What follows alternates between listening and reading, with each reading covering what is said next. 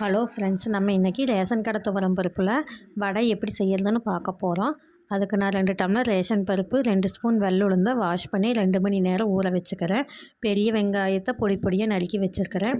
5 பல் பூண்டு, சின்ன துண்டு இஞ்சி தோல் சீவி வச்சுருக்கிறேன். வரமிளகா, பச்சை மிளகா 2 மிக்ஸ் பண்ணி எடுத்துருக்கிறேன். நீங்கள் உங்கள் காரத்துக்கு தகுந்தாற் போல் எடுத்துக்கோங்க. சோம்பு 2 டேபிள் ஸ்பூன் எடுத்துருக்கேன். கொத்தமல்லி தழை, கருவேப்பிலை எடுத்து வச்சுருக்கிறேன்.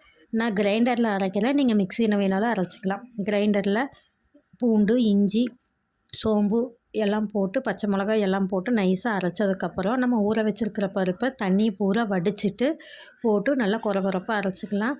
கொஞ்சம் பருப்பை தனியாக எடுத்து வச்சுருக்கிற அரைக்காமல் மாவை அரைச்சதுக்கப்புறம் தேவையான அளவு உப்பையும் உள்ளேயே போட்டு அரைச்சதுக்கப்புறம் மாவில் எடுத்து வெங்காயம், கருவேப்பிலை, கொத்தமல்லி தழை எல்லாம் போட்டு கலந்துட்டு ஒரு வடக்கல் அடுப்பில் வச்சு சூடானதையும் தேவையான அளவு எண்ணெய் ஊற்றி எண்ணெய் சூடானதுக்கப்புறம் நம்ம அரைச்ச மாவை உருண்டைகளாகவும் போடலாம், தட்டியும் போடலாம். நான் உருண்டையாக இன்றைக்கி போட்டு எடுத்துருக்கிறேன். போட்டு பொன்னிறமாக செவந்ததுக்கப்புறம் எடுத்திங்கன்னா சுவையான வடை ரெடி.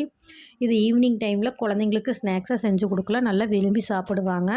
நீங்களும் ட்ரை பண்ணி பாருங்கள். உங்களுக்கும் ரொம்ப பிடிக்கும். பிடிச்சிருந்ததுன்னா லைக் பண்ணுங்கள், கமெண்ட் பண்ணுங்கள், ஷேர் பண்ணுங்கள்.